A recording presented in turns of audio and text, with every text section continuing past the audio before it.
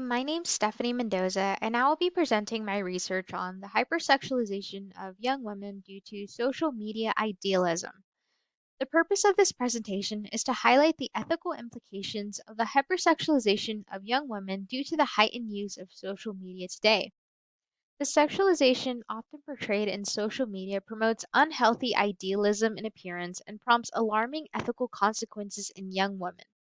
Social media usage, specifically that of Instagram, has led to self-objectification and body surveillance in women that is mediated through idealized social media imagery. For young women using social media, this sexualization often leads to lower self-esteem and an emphasis on uniformity of appearance based off of idolized social media influencers. Social media is growing to become a very normalized part of every teenager and young adult's day-to-day life, with many using social media daily and constantly. The number of social media users has only grown, and social media usage is only expected to keep growing among other age groups. However, the normalization of social media as a new form of media apart from magazines and televisions has led to a very striking revelation in women's body image studies. Social media is playing a much larger and very disturbing role, promoting idealistic body images through centralized beauty standards. The effects of social media on young adult women have far reaching repercussions. Social media promotes self objectification and, in turn, a plethora of other insecurities in women, goes beyond body image into facial dissatisfaction, and encourages celebrity worship through social media influencers, leading to idealistic and unrealistic beauty standards. For this discussion, Instagram will be the social media application of focus because their interface provides a way for its users to upload pictures, have them available as a collective view on their profile, and be able to see their pictures in their respective timeline, which is an infinite scroll of a user's followed users that includes their own pictures. This timeline allows a user of Instagram to see pictures of friends, acquaintances, or even coveted celebrities in the same place as they are being uploaded. Various studies focused on body image and self-objectification of women are based on Robert and Fredrickson's objectification theory. Objectification theory finds that women will view themselves from an observer's perspective instead of their own, and that this in turn will prompt themselves to habitually monitor their body and reach a heightened state of self-awareness towards their body image. This focus on their own body image is what is believed to lead to mental health risks in women, such as disordered eating and anxiety. So, self objectification is basically when you view your own body from the perspective of someone else as if someone else is viewing you. So, you're consciously aware of how people may be looking at you and how you are perceived by others. And objectification theory is very crucial towards understanding the role that image based social media can play in young women's lives when social media becomes a daily part of their life.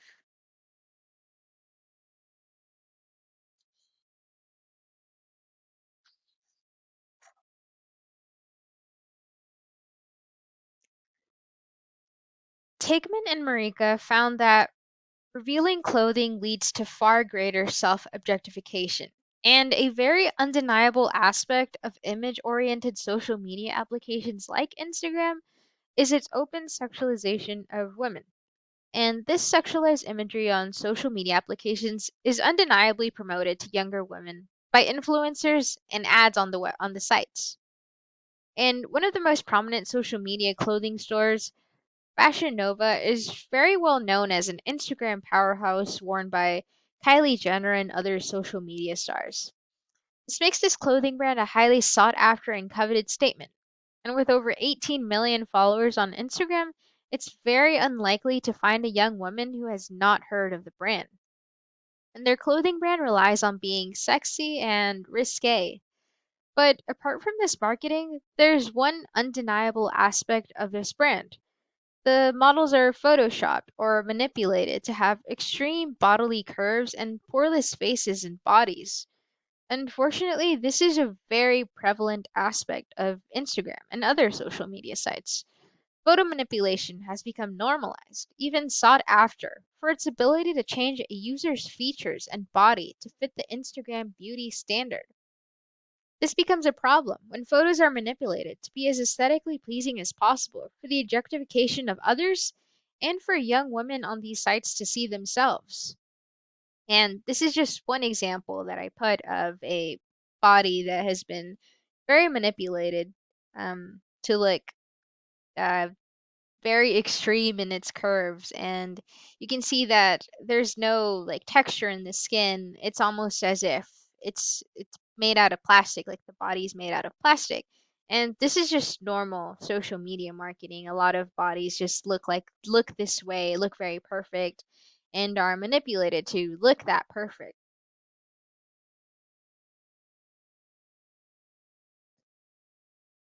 And even then, these body image concerns due to social media go beyond body dissatisfaction and delve into facial dissatisfaction. A very prominent phenomenon on social media applications such as Instagram that has surfaced is the use of facial features. And many people view these facial features as harmless, fun, something that's just a part of the experience of using these apps. But these filters temporarily alter various parts of the face and make a user's lips appear large and plump, have doe-like eyes, or have something like a V-shaped chin. And even then, some users have taken this even further and have begun to rely on applications such as Facetune, which is a photo manipulation app, to manipulate their physical features in photos and make themselves look as poreless as possible and post them as reality online without letting their followers know that the photo has been manipulated. Now, many have pointed out that these effects contribute to Eurocentric beauty standards, and the effects of it has been dubbed as Instagram face. The desire for Instagram face has resulted in people looking to plastic surgery, facial fillers, and makeup in general to gain the most idealistic look of themselves. Little proper research has been done on the subject, but that hasn't stopped mainstream media from noticing how people are plumping their lips, shaving their jaws, and restructuring their eyebrows to look as close to the beauty Instagram standard as possible. Plastic surgery trends have only turned towards this idealized Instagram look of the time.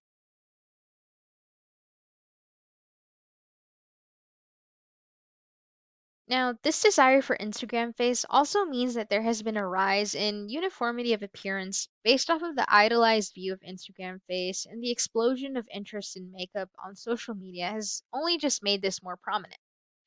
This means that various makeup trends become popular solely due to the fact that they contribute to the idealized Instagram beauty standard of the time. Cosmetic surgeries then make the temporary fix of makeup a more permanent and viable option for change.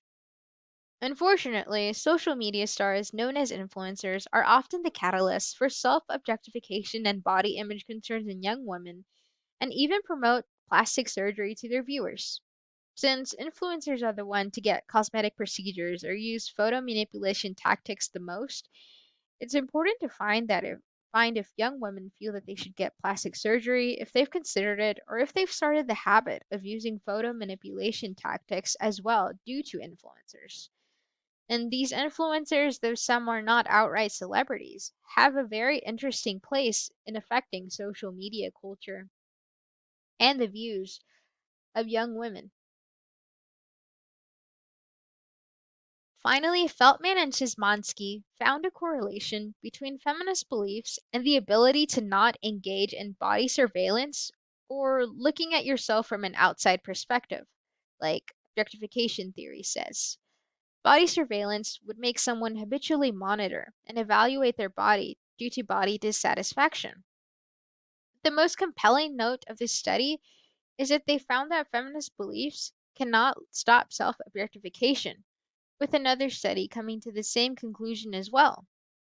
They imply that this is likely due to the sex positive nature of modern feminism, where the hypersexualization of oneself is seen as empowering. However, if someone still sees themselves as an object to be looked at by others, then self objectification cannot be mitigated. And previous discussions have noted that the sexualization portrayed in the media only leads to negative effects on women. The movement of empowerment and sex positivity may be hampering the desire of feminists to reject objectification practices and the hyper focus on women's bodies. Future research concerning feminism and self objectification could classify different types of feminism, especially for those who support the movement of empowerment and those that do not.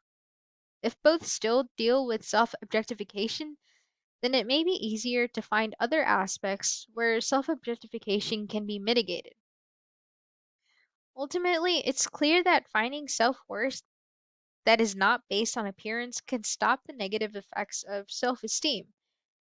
Those who base their self worth on appearance are more likely to self objectify, and media literacy should implement a focus on finding self worth through other aspects of life that are not based on appearance for young women. Yet the tendency for social media users to compare themselves to others on social media should also be mitigated, as it clearly leads to self objectification in women who look to be seen as attractive as the influencers they admire. All in all, social media has become a very prevalent aspect in young women's lives, and the culture that social media applications such as Instagram promote should be better evaluated to find other aspects of how self objectification can lead to the overall hypersexualization of young women. The negative aspects that social media promotes should become widely educated on, as younger teenagers and children begin to look to social media applications such as Instagram. Social media usage is only going to grow, therefore, the repercussions of it should be brought to light. Thank you for listening to my presentation, and these are my references.